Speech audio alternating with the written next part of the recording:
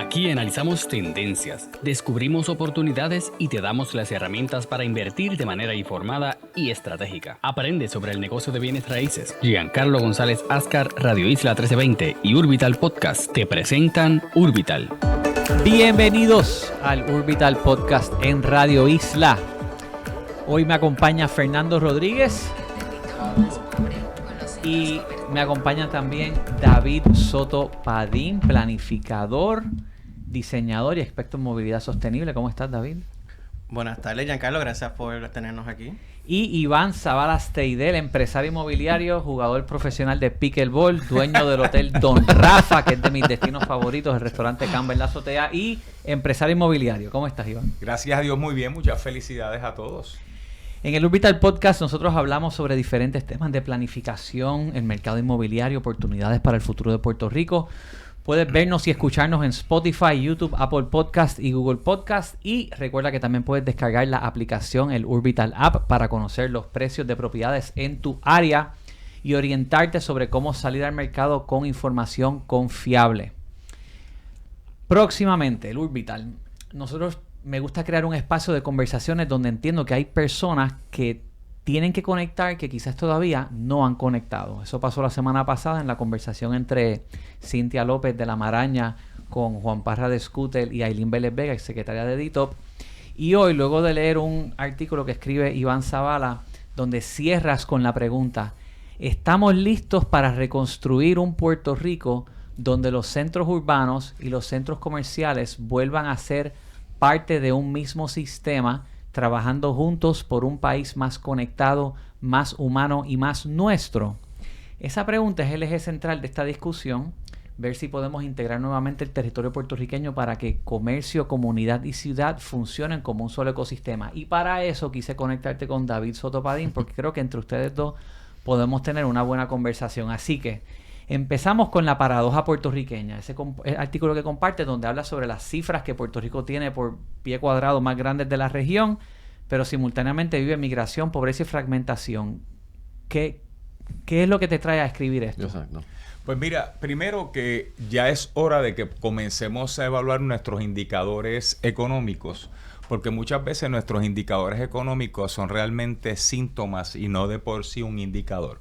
Un indicador económico es el resultado de un proceso, pero no es la creación de eso. Entonces, cuando hablamos de un consumerismo al punto de que somos el territorio de los Estados Unidos que más venta tiene por pie cuadrado. O sea, esto es bien grande. O sea, tenemos más de 250 millones de personas en los Estados Unidos y nosotros somos 3 millones de personas que nos representamos un pequeño por ciento de lo que es la población americana. Pero aunque somos el territorio más pobre, de mayor emigración, con un envejecimiento poblacional generacional más grande, sin embargo, somos los que más gastamos. Porque cuando tú vienes a ver, el consumo realmente es un gasto, ¿verdad? Sí. Entonces, cuando tú lo miras desde un indicador económico, vamos a decir es un sinónimo de progreso, pero cuando lo miramos a nivel conductual, hay otros síntomas que hay que entender. ¿Cómo llegamos ahí? ¿Cómo siendo los más pobres somos los que más gastamos? Teniendo todavía lo que tiene todo el mundo, la tecnología, que tú sabes que eso hace un linkage en lo que es la venta al detalle de los comercios. Y para poder responder eso, nosotros tenemos que entender el contexto histórico de Puerto Rico. Y muchas veces no queremos ir atrás porque pensamos que ir atrás es como que regresar en el pasado, ¿no? Y tú tienes que ir atrás para poder conectar con el origen. Y te lo voy a dar de esta manera. A veces nos olvidamos, tú tienes un gran arquitecto que hace una casa. Y ese arquitecto, su casa es su obra. Es como el que pinta una obra, el que pintó Da Vinci, Da Vinci que pintó a la Mona Lisa, etcétera. Si mañana tú tuvieras un cuadro en tu casa, Giancarlo, y tú tuvieras que retocar ese cuadro, ¿a quién tú llamarías? Al artista que lo hizo. Claro, pero ahora te pregunto, ¿nosotros llamamos a nuestros arquitectos realmente que diseñaron una casa cuando hacemos una mejora? No, porque no lo miramos con ese mismo orden, ¿verdad? No. Pues Puerto Rico, para que ustedes sepan, Puerto Rico tiene uno de los sistemas que todavía sigue siendo de los más avanzados. El origen de Puerto Rico, de nuestros centros urbanos, no fue causa y efecto, no fue casualidad. Fue planificación. Fue un proceso de sociología y antropología que fue estudiado por más de 200 años por las mentes más poderosas de España. Cuando España decide conquistar, ¿verdad? En este caso se llama las Indias, porque ellos creían que estaban en las Indias, pero era América, ¿verdad? Pues ellos, cuando ese trial and error de todos esos años que ellos llevan históricamente y se enfrentan a una isla como Santo Domingo, como Puerto Rico, con una topografía diferente, ellos deciden cómo nosotros comenzamos una ciudad desde cero. Pero una ciudad que pueda cohesionar lo que es la economía, lo que es la vida urbana, lo que es la transportabilidad, lo que es la movilidad. Y todo esto fue perfeccionado en un proceso de 200 años, y el primer asentamiento de la Ley de las Indias fue la capital de Santo Domingo. Después de la capital de Santo Domingo, donde todavía se trabajan con unos trials and errors, vienen a Puerto Rico y se crean entonces desde San Juan, desde Villacaparra, nuestros 78 municipios. ¿Y por qué esto es bien importante? Porque esto fue producto, esto fue evaluado, esto fue implementado por más de 400 años. Después viene un poco la modernización dentro de esos 400 años, y ya al final de los 1800 comenzamos a añadir una capa de transportación pública a nivel de trenes y otro tipo de transportación colectiva, pero todo iba cohesionado para que espiritualidad, municipio, economía, todo vivía desde un centro urbano que entonces reportaba y se integraba inclusive a nuestras áreas rurales. Por eso es que tú ves que nuestras áreas rurales, a través de una transportación colectiva, a través de los trenes, tenían sus plazas del mercado. Y para terminarte el contexto histórico, cuando nosotros nos anexamos a los Estados Unidos, que Estados Unidos no tiene realmente un orden de lo que es territorial identitario para Puerto Rico, nosotros comenzamos a fragmentar esa memoria que teníamos colectiva y la comenzamos a suplementar por un desparramiento urbano donde se unen tres variables bien fuertes. Primero tienes la FHA, que nace en el 1930 y pico, que lo que hace es crear una vivienda asequible. Eso comienza a deformar un poco nuestros campos. Por ejemplo, el FHA hacía, yo me acuerdo, yo tenía el mejor amigo de mi abuelo, que fue agricultor toda la vida en Guayama. Él vendió su finca para que hicieran allí la urbanización que está cerca del centro comercial. ¿Por qué? Porque era más fácil obtener dinero para que sembraran casas que seguir cultivando, ¿verdad? Después viene manos de la obra, viene a las 936, comienzan las urbanizaciones, suburbanizaciones en Puerto Rico, como Puerto Nuevo, Caparaterra, vienen los centros comerciales y comienza a fragmentarse ese driving distance, ese walking distance, ese driving distance, y nosotros perdimos, para terminar, una identidad que ya teníamos por una mentalidad de consumo, donde inclusive esas tiendas grandes que se trajeron como Sears, como Walmart y entre otras megas cadenas, incluyendo inclusive Walgreens, muchas de ellas ya no están, fragmentaron y colapsaron lo que son los pequeños y medianos negocios porque no hubo un crecimiento económico, pero disperso, no estudiado. Hoy no están, hicieron un daño, pero ahora mismo esa distorsión de nuestra identidad la estamos tratando de recuperar en parcho, con gente privada como con quien tenemos aquí, pero no podemos perder nuestro origen. Déjame, todo esto es un resumen de cómo tú lo has estudiado. En la parte histórica, sí, hablando con David sobre lo que has dicho, Iván, que en la parte histórica, pues obviamente hubo un momento que moverse, a crear la infraestructura para el carro, era como, pues lo lógico, era una tecnología súper avanzada comparado con lo que teníamos. Pero esta estrategia de poner todos los huevos en la misma canasta, solamente apostar al carro, nos ha fracasado. Entonces, aquí no ha llegado ese memo. Precisamente, lo único que estamos pidiendo es que aprendamos de las lecciones del pasado. ¿Verdad? Puerto Rico tiene una diversidad geográfica urbana. O sea, tiene, como dice, centros urbanos, suburbios, áreas rurales, que han experimentado una pérdida de transporte colectivo, que han sufrido, ¿verdad?, algunos de los efectos de la construcción desmedida de carreteras sin infraestructura para peatones, ciclistas y transporte colectivo. Y que cuando estamos debatiendo cuál es el futuro de Puerto Rico, tenemos que entender que mejorar el transporte colectivo es sinónimo a reducir la congestión vehicular, a reducir la propensidad de que uno caiga en un tapón. Y que dentro de las herramientas para mejorar la transportación en Puerto Rico invertir en los centros urbanos, promover vivienda cerca del transporte colectivo. Es una manera, una de varias estrategias, y al igual que mejorar el mismo transporte colectivo, pero que la parte del desarrollo es bien importante para lograr, ¿verdad?, una movilidad sostenible, una movilidad cómoda, una movilidad conveniente. Iván, tú has hecho proyectos de rehabilitación en centros urbanos. ¿Cómo ha sido tu experiencia en esto? Buscando precisamente, creo que hiciste el trabajo con Viva Urbano, con el tren urbano, ¿verdad? Buscando rehabilitar en diferentes lugares. ¿Qué me puedes contar de eso? Mira, nuestros proyectos han sido básicamente generar esa movilidad y ese tratar de hacer un ignite en lo que es ese motor económico del centro urbano, pero lamentablemente desde la parte privada podemos crear una fuerza hiperlocal. O sea, podemos ayudar un sector, por ejemplo, de lo que es Santurce. Ahora estamos en Río Piedra.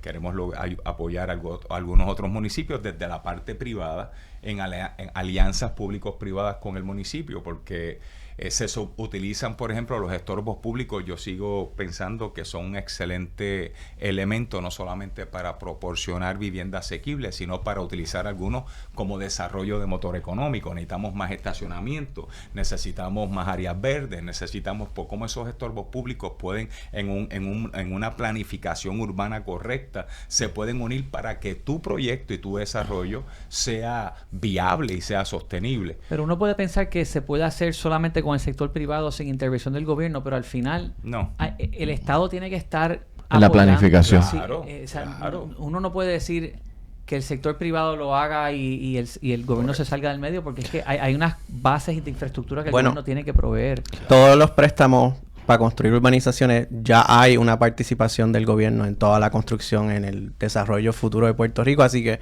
pues simplemente hay que aceptar que hay un rol que el gobierno puede jugar en fomentar vivienda en comunidades caminables, etcétera. ¿Hay alguna gestión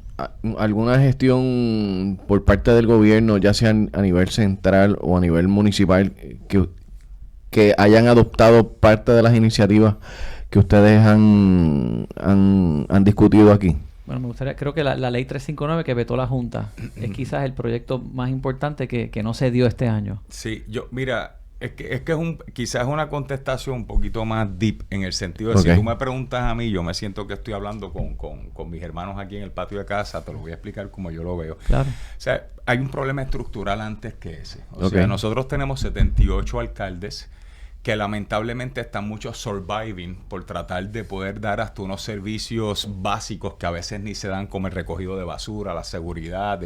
Entonces, yo creo que estos problemas estructurales por ejemplo, yo soy el alcalde de tal municipio, tú colindas conmigo, tú conmigo, se crearon unos consorcios en un momento dado para trabajar, para ver cómo podríamos traer desarrollo económico planificado. La realidad es que en el mundo que vivimos hoy en día, cada alcalde está campeando por lo que pueda hacer por su pueblo, y esa planificación profunda para poder traer estas mentes y poder crear algo desarrollable, para mí no se está gestando de la manera correcta. Porque están en modo surviving. Están en modo surviving. Entonces, esto es bien importante lo que te voy a decir. O sea, cada vez que yo me siento con un municipio, yo no escucho que ellos sepan de lo que están haciendo otros municipios, y me he dado cuenta que hay municipios compitiendo por lo mismo, compitiendo por traer una universidad, por traer un hospital, por traer algo que yo digo, si tú poblacionalmente no eres negocio para esa persona, ¿por qué no nos unimos en corredores, creamos un sistema más efectivo regional, verdad?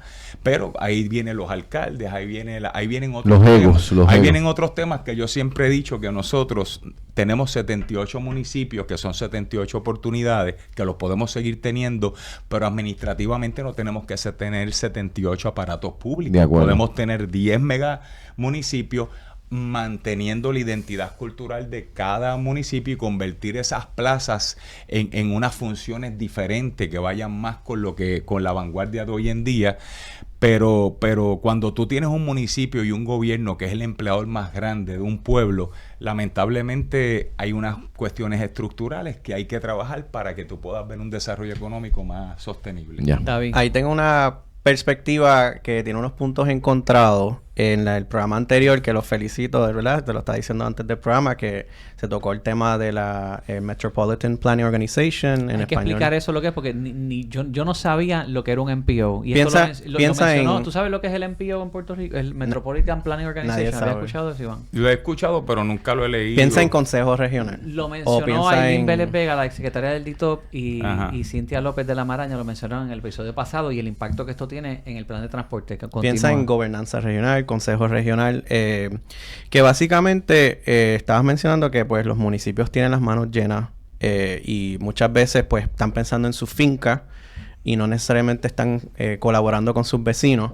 Pues existe esta cosa que en español le podemos llamar la Organización de Planificación Metropolitana, es un ente requerido por ley federal y que existe en Puerto Rico. Pero que, ¿verdad? Se limita a, vamos a decir, reunirse y aprobar una lista de proyectos que ya estaban prediscutidos en vez de aprovechar la mesa de estar todo el mundo reunido para empezar a planificar una secuencia lógica de los proyectos desde, ¿verdad? Corto plazo, largo plazo. Está enfocado en transportación, pero puede ser la base, sentar la base para la colaboración entre municipios. Y pues como dije, ya se está dando, así que no es algo que hay que reinventar la rueda necesariamente, pero sí hay que pensar en que, por ejemplo, el MPO, si yo fuese a decir algo rápido, el MPO solo se reúne en San Juan. Y sería chévere que hubiesen oficinas físicas de estas entidades en Solamente- las distintas regiones Lo que tú metropolitanas. dices- Solamente en San Juan con impacto en toda la isla. Sí, ellos supervisan el desarrollo en las 2 o 3 áreas metropolitanas que tiene Puerto Rico, Ok. que son San Juan. Ponce, San Juan tiene 26 municipios, San algo Juan, así. Ponce y Mayagüez. No, es San Juan y Aguadilla y los que quedan. Típicamente es como se ha llevado a cabo el proceso. Ellos lo han dividido de esa manera. Pero lo que tú estás diciendo es que es el MPO y como es requisito federal, quizás el ente que obliga que los municipios se reúnan y hablen entre sí sobre algún tipo de estrategia, donde más ocurre es con el MPO. Sí, o sea, es donde se ven las caras. De lo contrario, hay distintos consorcios dándose, pero son muy pocos, no es algo sistémico. Y, ¿sabes? Cuando cambia el alcalde, ¿qué va a pasar? O sea, lo bueno del MPO es que sería una tercera entidad, ¿verdad? Que trabaja para todos, no solamente... Porque los consorcios, típicamente lo que pasa, mi experiencia, es que hay un municipio que, ¿verdad? Toma el liderazgo de llevar a cabo el consorcio. Pero ¿qué pasa cuando cambia ese alcalde? ¿Verdad? Y ha pasado con muchos consorcios en el pasado. Y aquí Sí. se pueden aprobar proyectos de calles completas, de transporte colectivo, de infraestructura, o sea...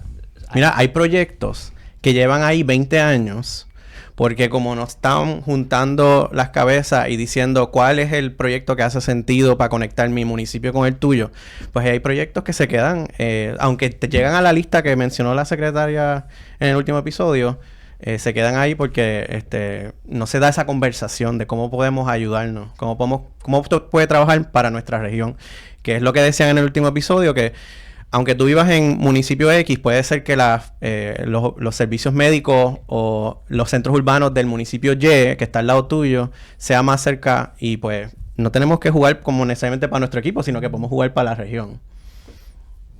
Yo creo que hay una frase, no sé si es en alemán, alterré, que es que hay cosas que siempre han existido, pero se nombran con nombres nuevos, ¿verdad?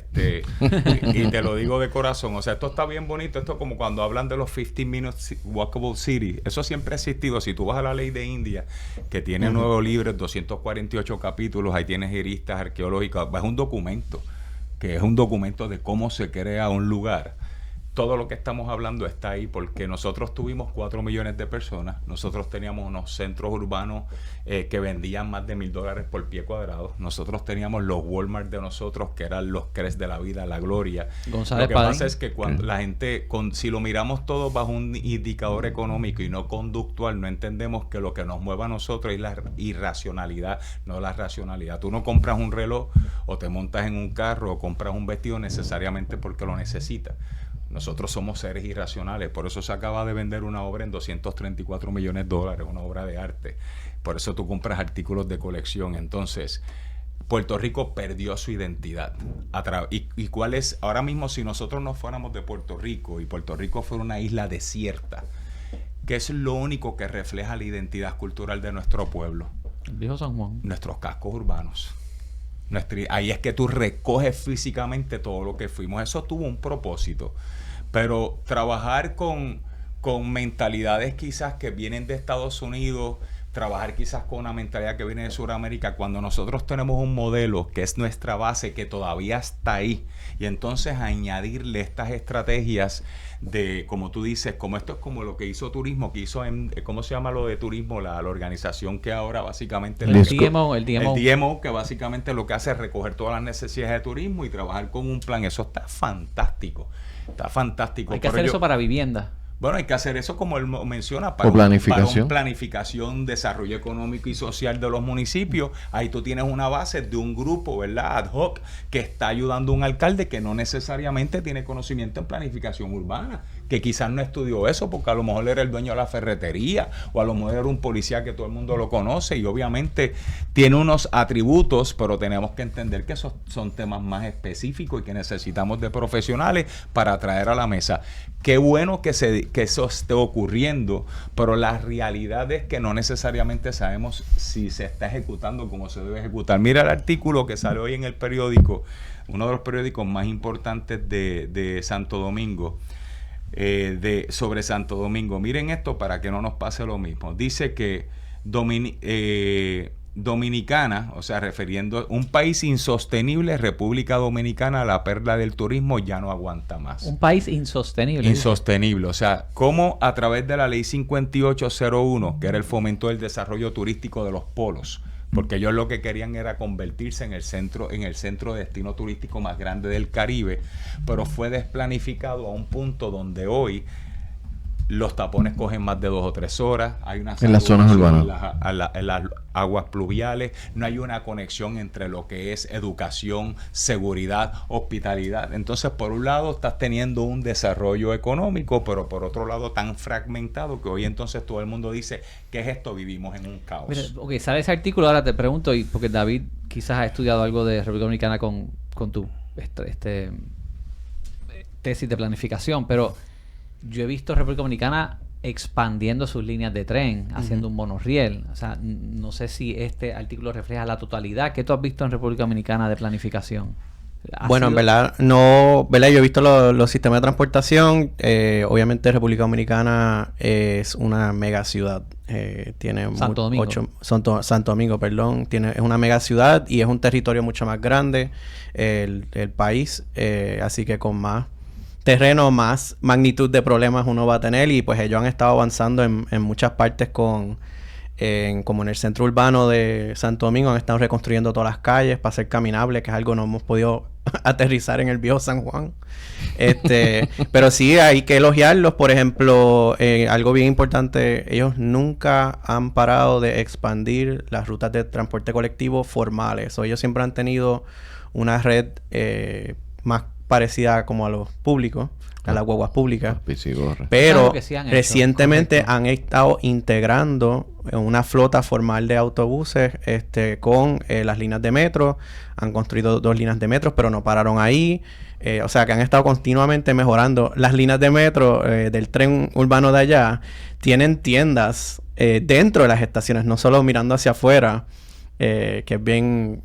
De nuevo, yo veo la estación de Río Piedra, una caverna debajo de la ciudad, y digo, diablo, aquí hay grandes oportunidades para promover el transporte colectivo, poniendo servicios básicos como una tienda de celulares, una farmacia, que me quede a pasos de bajarme del tren. Y pues de nuevo, estos son, en la caja de herramientas, no nos podemos decir, esto no funcionó, pues nos quitamos de mejorar la ciudad. No, hay un montón de cosas que se pueden hacer. Un centro urbano con propiedades abandonadas es una tragedia. Y eso lo habló Betito, que hay que simplemente no tenerle temor a tener estas conversaciones entre el gobierno y las entidades privadas para que no estén los centros urbanos descuidados. El gobierno tiene que jugar su parte igual. Hablaste de los incentivos que han hecho allá, que pues trajeron todos estos grandes hoteles y está creando ese problema. Yo veo en Puerto Rico la ley de los... No sé cuál es el número de la ley, pero la ley de incentivos para hoteles acá, Está bajo la ley 60. Bajo la ley 60, que son créditos contributivos para desarrollar un hotel, que te dan hasta 60%, ¿correcto? O 40%. Hasta 40%. Hasta 40%. Ok. Eso, por un lado, y por otro, la Junta de Control Fiscal vetó el proyecto para dar ese mismo tipo de crédito para vivienda. No va Puerto Rico por un mismo camino donde estamos simplemente otorgando créditos para que estructuras abandonadas sea viable hacerlas hoteles, pero no es viable hacer las viviendas, y de repente van a seguir saliendo boutique hotels por toda la zona metro y no vamos a tener vivienda. Yo creo que Puerto Rico, si tú me preguntas a mí, tratamos de modelar o competir con Santo Domingo en el tema de que, mira, siempre se ha dicho que Santo Domingo tiene más habitaciones que nosotros podemos tener más. Entonces, el problema no está en desarrollar más proyectos turísticos, el problema está en que sea sostenible, en que haya una transportación, que haya una infraestructura. Entonces, muchas veces eso no se estudia, solamente yo voy a mirar para darte un decreto si tú cumples con el parking de impedidos, si tienes los sprinkles, pero esa infraestructura, ese estudio de viabilidad de zona, de identidad de territorio, no se pide. Entonces, fíjate si hay un desconocimiento de la Junta y de nuestros gobernantes, que le dan un 40% a un sector que yo también se los daría, pero no le das a la base de todo, que es la rehabilitación de nuestros centros urbanos, donde coexiste lo turístico, la residencia asequible, la residencia para gente mayores, la renta asequible, el comercio al detalle, las farmacias, donde son nuestros centros los servicios críticos, los servicios de salud críticos. Entonces, no me le das a eso, que es lo que fomenta identidad, arraigo, fue lo que nos llevó, es nuestro modelo original. Pero entonces coges unos sectores sin entender el origen y el concepto, y ahí es que creas un balance desfragmentado. Ahí es que lamentable, tú vienes y dices, espérate, pero tenemos muchos hoteles, pero la gente se tiene que quedar ahí los 3 días porque ni siquiera tienes que coger es más, no hay Uber en ese municipio. Quiero decir algo rápido. Todos vivimos María, el huracán María, estando sin gasolina, el caos de transportación que se formó. Sí. Y sabemos que, ¿verdad? La localización de proyectos, donde yo los desarrollo, en los centros urbanos hay acera. No necesariamente lo puedes decir lo mismo en una carretera en las ruralías, suburbanos.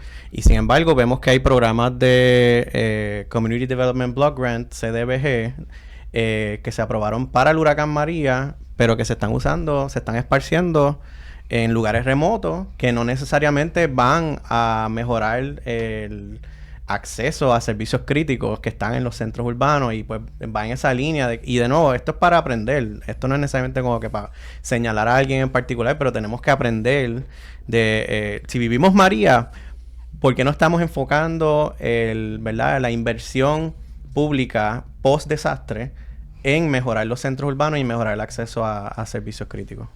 Yo pasé María, vivo en el viejo San Juan, y la Plaza de Armas era el centro donde nos encontrábamos todos a darnos ayuda, a darnos comida, a ver qué hacía falta. La Plaza de Armas era a donde yo iba todos los días, caminar a la plaza, punto de encuentro, a ver qué está pasando y cómo estamos bregando. Ese fue el centro. Mira, y no me malinterpreten, o sea, no vamos a estar, yo vivo en una urbanización, yo no vivo ahora mismo yo viví toda mi vida en casco urbano, o sea, entendemos que ya llegó para quedarse esta era moderna de las proyectos planificados que tienen sus gated community, eso está perfecto y muchos queremos vivir ahí, sin embargo no podemos, algo bien importante que quiero dejar claro aquí es que tenemos que segregar lo que es la vivienda asequible del mundo inmobiliario. Muchas veces estamos como el Pampers. Los Pampers es la marca del pañal y todo el mundo habla de un pañal y piensa en Pampers. Inclusive, corto plazo, piensas en Airbnb cuando Airbnb es una plataforma, el corto plazo es el concepto, ¿verdad? ¿Y por qué digo esto? Porque muchas veces los desarrolladores de quizás vivienda nueva, que lo hacen por lo general en sitios segregados con su gated community, empiezan es que los cascos urbanos no son la solución a vivienda. Yo no estoy diciendo que los cascos urbanos son la solución a vivienda. La vivienda tiene que tener condominios, tiene que tener la playa, las áreas rurales. No, el centro urbano es el modelo de desarrollo económico identitario que se hizo para Puerto Rico.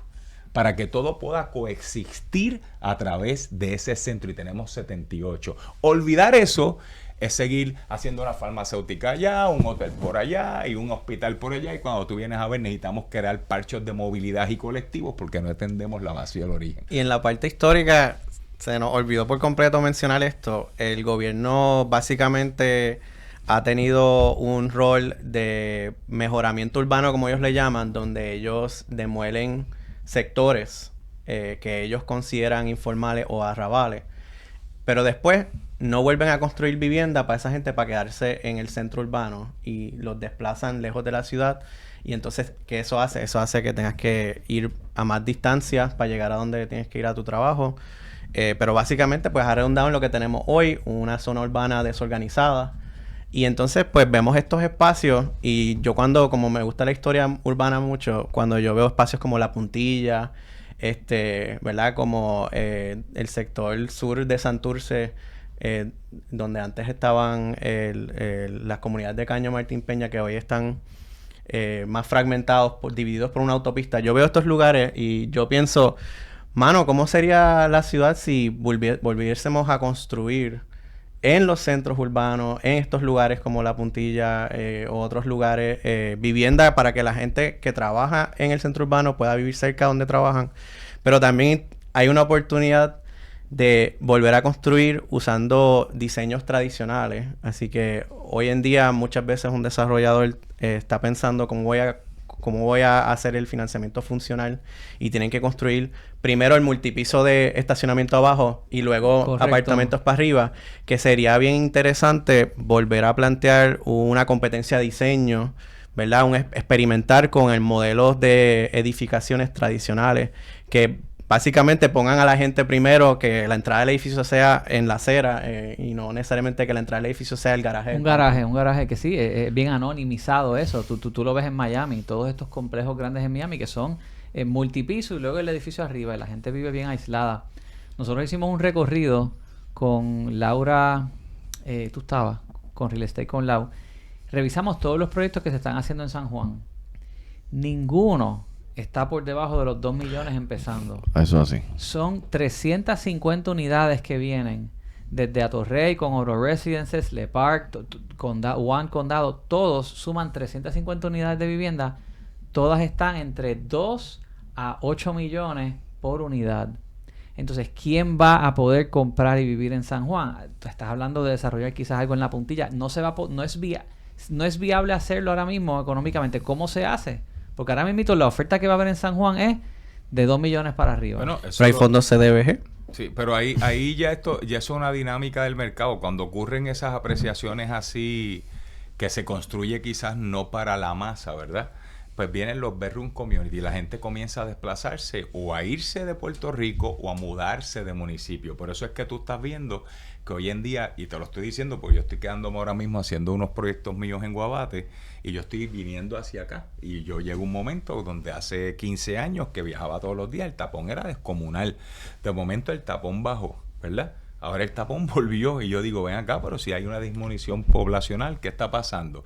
Ya yo me estoy dando cuenta que uno de los factores es que como las casas están tan caras, yo voy a Caguas, porque en Caguas yo puedo comprar una casa de 400 mil pesos, que aquí no la puedo conseguir. Y el de Caguas ya se está moviendo a Calle. Sí. El de Calle se va a mover a Salinas, y entonces exacto. Ahora mismo uno de los sectores, y te lo he mencionado en varios, uno de los sectores que más población va a tener de locales va a ser el área sureste, lo que le llamaban la ruta del hambre, que era desde Yabucoa, sí, básicamente hasta Guayama. Se está repoblando porque donde tú puedes comprar una casita de 125 mil pesos en Costa Sol, en Guayama, porque es donde tú consigues una casa en 125 mil pesos en San Juan o en el área metropolitana.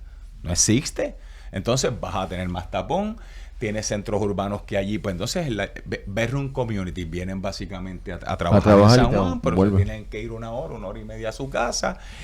Hace 10 años era... Estamos volviendo ese ciclo de nuevo, sí, ¿verdad? Antes era hasta Gurabo, ahora ha llegado hasta Humacao. Bueno, y ahora con los carros autónomos, imagínate. Hablando de eso, pues estás listo para poner en óptimas condiciones tu inversión y llevarla al mercado y mudarte a Salinas. En Master Paints te ofrecemos la línea de pintura Protec, certificada por los más altos estándares de MPI y los selladores de techo Master Flex. ideales para garantizar la durabilidad de tus proyectos. Con nuestros productos desarrollados en Puerto Rico podrás asegurar un proyecto de calidad. Confía en los productos Master y garantízales a tus clientes durabilidad tanto en pintura como en el sellado de techos. Visítanos en nuestras tiendas alrededor de toda la isla o llámanos al 939-292-9172 para que coordines tu entrega al proyecto y comiences a recibir un servicio preferencial. 939-292-9172. Master, contigo en cada proyecto de principio a fin. Regresamos.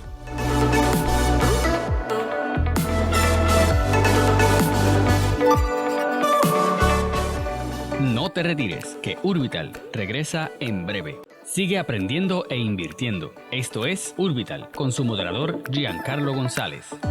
Regresamos y seguimos conversando con Fernando, David e Iván sobre la planificación en Puerto Rico. Y mencionaba Iván antes de la pausa que pues la zona metro se ha ido extendiendo. Los que estaban en San Juan pues ahora compran en Caguas. Si estás en Caguas te vas a Gurabo, de Gurabo a Calley. Calley quizás llegas hasta Salinas dependiendo del nivel de presupuesto que tengas para comprar una propiedad.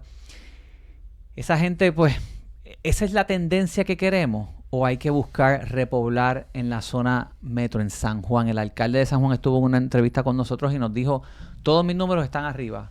Permiso, economía, todos mis números van bien. El único número que yo estoy viendo que tiene problemas, la población.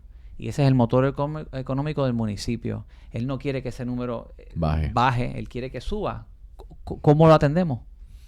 Lo primero es que todos esos indicadores que se mencionan son económicos y no sociales. Mira, cuando nosotros comenzamos en la calle Serra, para que veas la importancia de los indicadores sociales, muchas veces yo hubiera percibido de cuántas propiedades vamos a comprar y rehabilitar, cuánto ingreso nos va a dejar. Sin embargo, una de las cosas que entendimos era la teoría de la ventana rota. Nosotros veíamos que si había un carro abandonado o había un cristal roto, eso iba a producir más delincuencia, ¿verdad? Y desarraiga lo que es el sentido de pertenencia. Pues lo primero que hicimos fue quitar todas las rejas para que no ese elemento de seguridad extrema no existiera. Mira, esto es un sitio tranquilo. Obviamente era comunidad, todos los segundos y terceros pisos tienen gente. Todos los carros que estaban abandonados, ya hablamos con el municipio y se fueron. Las luces que nos servían, tratamos inmediatamente de que por las noches estuvieran. Y los drogodependientes, cuando tú tienes luz, pues ya no les gusta mucho el área. Y cuando tú vienes a ver, esos indicadores sociales resultaron en indicadores económicos. San Juan necesita, al igual que los cascos urbanos, necesitamos trabajar con indicadores sociales. Por ejemplo, el otro día yo fui al municipio de Caguas. Nosotros tenemos ahí un proyecto de 36 unidades que es espectacular para hacer algo, pero yo estoy rodeado de, escúchenme bien y lo digo, ¿verdad? Lamentablemente, pero es una realidad. Estamos rodeados de drogodependientes que llevan allí 15 años y no hay manera de sacarlo. Y parece, cuando tú has visto esos videos que ahora te ponen de California, sí, de Filadelfia, ¿cómo están las ciudades? De las ciudades de Estados Unidos. Yo me sentía como si yo hubiera estado en California. Entonces, ¿cómo yo puedo desarrollar algo allí económicamente viable, donde tú quieras que tu abuelita o tú quieras vivir allí cuando el panorama y el entorno social no lo permite? O sea que yo creo que no podemos mirar solamente modelos económicos. Tú quieres sentirte seguro. Hoy mismo Jay Fonseca decía que, mira, necesitamos más seguridad para yo meterme a los cascos urbanos, pero la misma comunidad te trae seguridad. Eso es Nosotros correcto, no tenemos correcto. seguridad en la calle Serra, pero tenemos viviendas en los segundos pisos, y cuando tú tienes sentido de pertenencia, tú no vas a querer actos delictivos en tu calle. Pero Los cuando propios hay vecinos- gente los y no propios vive vecinos- gente, te conviertes en un tourist trap. Lo que vas a ir a beber, a consumir, y nos fuimos a las 11. Y de parte del gobierno yo pienso que necesitamos ambos a nivel municipal y estatal más gestión de los centros urbanos. Yo sé que ahí existen oficinas de centros urbanos, pero estas personas deben ser visibles, o sea, deben los comerciantes saber con quién tienen que hablar para gestionar alguna mejora, sea iluminación o sea una acera rota. Así que estas personas deben estar caminando todos los días a los centros urbanos. En Europa le pueden decir el alcalde de esta calle. Así es que se ha hecho en otros lugares. Pero eso es bien importante para lo que en Estados Unidos llaman Main Street. Existen estas figuras que caminan las calles todos los días. A nivel de gobierno central, o sea, una cosa, mejoras las condiciones vamos a decir, física. Entonces, en la parte de los permisos, ¿verdad? Nosotros hemos invertido y todos los años invertimos una gran cantidad de dinero en el transporte colectivo y desde mi perspectiva, yo pienso que sería una gran ayuda desarrollar un equipo de trabajo que le acompañe a las personas que quieran construir vivienda cerca del tren urbano, cerca de las guaguas de la AMA. Similar a lo que hace, creo que Miguel Romero, que tiene una oficina en Plaza de las Américas, Sí. que ayuda a los comerciantes a establecer su Sí. negocio. Pero que, por ejemplo, cuando hacemos una oficina para todo el territorio, pues se me agua y no me van a necesariamente tener en cuenta las particularidades de los centros urbanos. Y por eso es que hay que crear, pienso yo, una oficina especial para respaldar el desarrollo de vivienda, especialmente vivienda asequible en los centros urbanos y en las rutas de transporte colectivo. Mira, Ricardo Alegría decía que para mí uno de los próceres más importantes de Puerto Rico, que nuestra identidad cultural es nuestra mayor fuerza de motor económico. Tenía razón. Cuando Sí. tú te divorcias de tu pareja, cuando tú te vas de tu trabajo, tú te vas de tu casa, de tu país, muchas veces no son ni por condiciones económicas. Es porque perdiste ese contrato, esa conexión emocional con el espacio, con el sitio, con tu entorno. Yo creo que aquí todo el mundo debe estudiar el modelo de las Indias, debe entender por qué se creó, porque esto hasta las luces, las calles, todo tenía una cohesión y nosotros tuvimos el modelo más avanzado que todavía no ha podido ser replicable. ¿Y por qué eso es importante?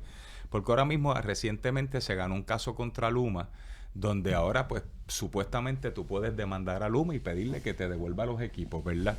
Pero cuando nosotros como país le hemos exigido a los municipios que las aceras estén caminables, ¿cuántas aceras tú no puedes caminar? Yo he estado, Cierto. yo estuve con Tremendo. un artista de televisión el otro día que estábamos caminando por Santurce y él se me cayó. Demanda a las al 8 de la municipio noche. por una acera caminable, Hermano, ¿verdad? se me cayó que por poco se parte el brazo. Y yo estaba, bro, ¿estás bien? Qué sé yo qué, no voy a decir el nombre. Pero yo me pongo a ver las aceras, los rotos que tiene por ahí. O sea, ¿quién camina en un sitio que parece un campo minado?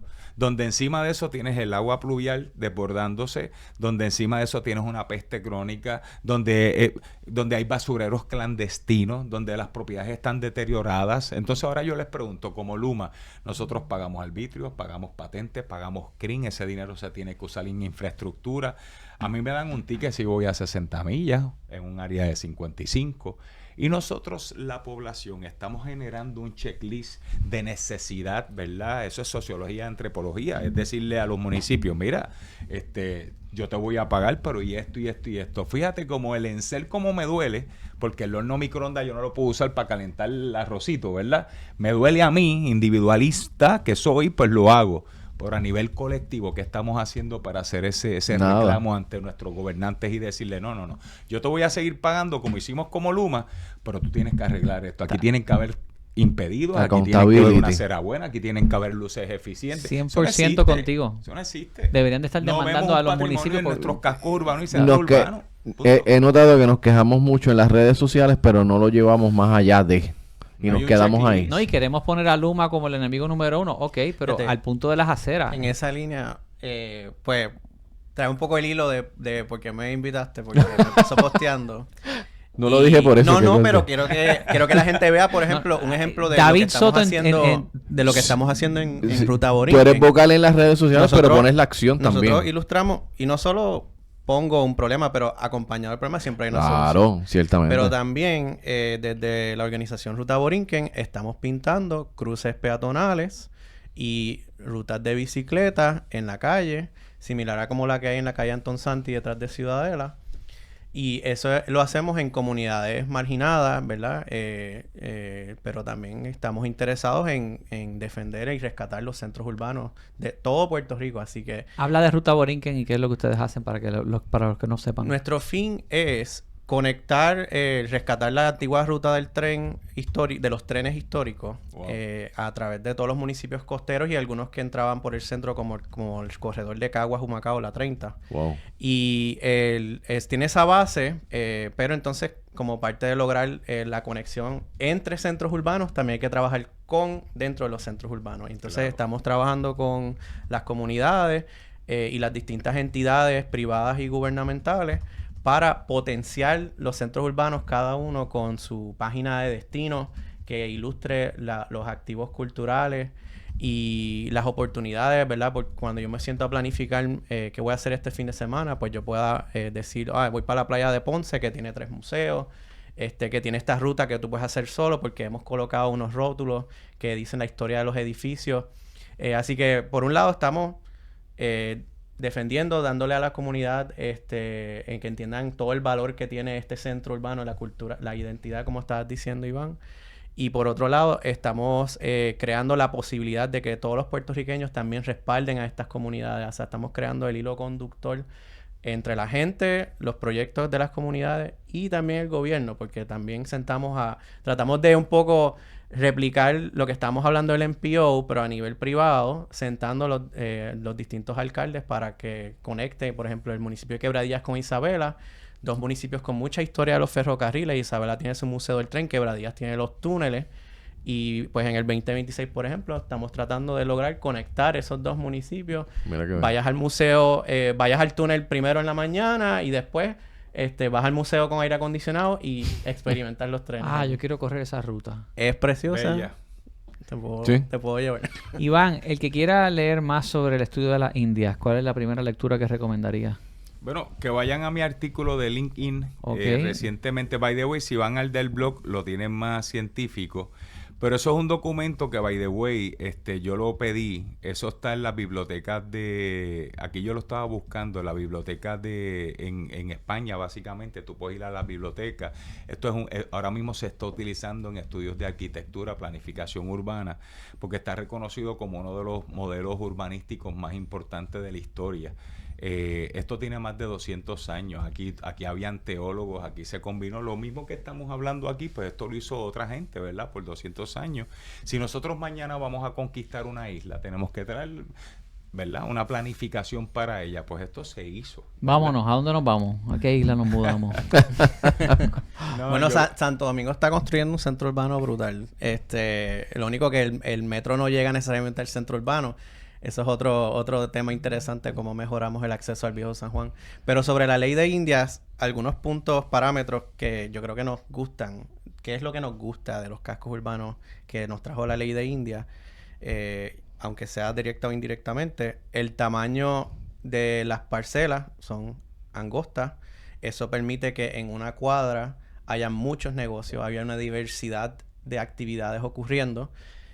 También que los edificios se puedan pegar, que se puedan tocar, que hoy un préstamo FHA te lo prohíbe. Entonces, eso es un problema. ¿Cómo podemos financiar el centro urbano si FHA me dice que mi propiedad no puede tocar la del lado? Son cosas así. Que las puertas, que las puertas puedan, que las fachadas principales a la calle, ¿verdad?, tengan transparencia, que den puertas hacia la calle. Eso es algo que vino en el Viejo San Juan. Todos los edificios tienen 2 o 3 puertas. Y así sucesivamente, que los balcones, ¿verdad? Luego se fueron modificando. La ley de India fue una base, pero el Viejo San Juan creció con esa base a tener 2, 3 pisos, balcones. La orientación de las calles permite que el flujo de aire sea fresco. Y por último, a donde hemos llegado con todo este experimento urbanístico, es que el Viejo San Juan es un lugar sumamente agradable porque los edificios son altos y crean sombra en la calle. En un lugar tropical como este, no es solo permitir que la brisa entre, pero que yo pueda tener sombra todo el tiempo. Ese es el problema cuando estamos caminando, que escuchamos mucho en Puerto Rico. Ahí hace un calor brutal. Pues ese tipo de cosas son cosas que Viejo San Juan resuelve por diseño. ¿Por qué no estamos construyendo nuevas urbanizaciones, nuevos centros urbanos, nuevos ensanches, como le llamarían en la planificación, a la ciudad, que sigan las leyes de desarrollo tradicional que nos trajeron con la ley de India? Aquí tampoco creemos mucho en desarrollar espacio para los árboles y que permitan que den sombra. Yo veo como los departamentos de ornato andan con sus sierras trigger happy y eliminan sombra. O sea, a mí me hubiese encantado que cuando se desarrolló el proyecto al lado de la estación Jardines, hubiese en una parcela que era del gobierno, se la vendieron a un privado. Esa parcela tenía 16 subparcelas, pero se la entregaron toda a una persona. Nos demolieron la entrada a la estación. Me hubiese encantado que ese desarrollo urbano, aunque sea una parte cerca, un 10%, un 15% de la parcela, tuviese algo de las leyes de la India. Hablando de Iván mencionó que tú vives en urbanización y eso no significa que tienes que estar aislado y que la única manera de llegar a ella es mediante carro a través de la valla cerrada. Pueden haber ciclovías que te permiten llegar a la urbanización, puede ser por tren. A mí me encanta el tema de la urbanización. Esa estación de Jardines, yo me bajé hace poco porque fue una actividad de mi amigo Luis Torres en Engine 4 y paré en esa actividad y luego de regreso pues estaba en el tren y paré en Jardines y me bajé. Y caminé y me encontré con una señora mayor que estaba caminando del tren, iba a su casa y le pregunto, ¿usted usa el tren? A mí me encanta. Yo uso el tren y llego a mi casa y voy caminando. Y sigo caminando para investigar hasta dónde llegaba Jardines y me topo con una verja y un muro que si hubiese sido bien pensado, eso me daba acceso a llegar a Riviera, esta urbanización puertorriqueña donde muchas personas han comprado allí y tiene una tremenda comunidad muy bien desarrollada, pero no la conectaron. Bueno, estaba conectada. Estaba conectada y le eliminaron la conexión a lo que hubiese sido una alternativa de transporte para que esa gente puedan ir al Choliseo o al Deportivo. Y estaba conectada porque dentro del desarrollo del proyecto del tren urbano, que supuso una inversión significativa de todo el dinero de Puerto Rico, ahí iban a haber muchos proyectos de vivienda que iban a alimentar el tren urbano, que es una tragedia que cuando venimos con todos estos fondos post-desastre, los alcaldes están buscando dónde yo aterrizo vivienda asequible. Ahí habían parcelas listas para trabajarse y con acceso a transporte colectivo. Yo no me quiero quedar sin decir esto, y es que si nosotros pudiéramos convertir nuestros alcaldes en promotores o directores de identidad cultural y crear quizás estructural y operativamente 10 megamunicipios sin perder la municipalidad, ¿verdad? Nosotros podemos adelantar mucho, porque vuelvo y repito, o sea, ya la fragmentación, nuestra mentalidad, la de consumo, o sea, ya nosotros somos, mira, el otro día yo fui a los premios Apuga en Puerto Rico, se acaba de crear los premios Apuga, que es algo bien parecido a lo de los premios Michelin. La ley de las Indias se construyó para que casi el 60 o el 80% del GDP salga del centro urbano, porque ahí radican también, por ejemplo, la gastronomía, por ejemplo, en Perú, te deja de un 8 o un 18% del GDP. Colombia, si tú vas a San Sebastián, o sea, mira todo lo que se puede lograr. Y nosotros el arroz, el pegado, como nosotros lo hacemos, la alcapurria, eso es solamente de nosotros, y nosotros ni siquiera hemos utilizado la gastronomía como un motor realmente económico como lo han hecho otros países. O sea, ¿qué quiero decir con esto? Hay tanta información conductual que se desconoce que si nosotros seguimos fragmentados en 78 survival modes, nosotros vamos a seguir con todos estos parchos, pero tenemos que tener una planificación integral. Bravo, Iván. Mira, quiero dejar esto, con esto cierro. Michelin, uno habla mucho de estos, ir a comer a estudiantes de estrella Michelin, y ustedes saben cómo es que surge el rating Michelin. Es una compañía francesa de neumáticos, ¿verdad? Son las gomas, y ellos hacían carros, hacían gomas, y ellos se dieron cuenta que como estaban promoviendo el automóvil, mientras más la gente guiara, más se gastaría y más se venderían las gomas. Así que ellos crearon la guía Michelin en el 1900 para crear un libro gratuito con mapas e instrucciones para cambiar los neumáticos, y la guía entonces te llevaba a los lugares a donde tú ir para comer. Y así es que surge el Michelin Star, surge por los carros. Mira, yendo full circle. La guía de transporte. Correcto.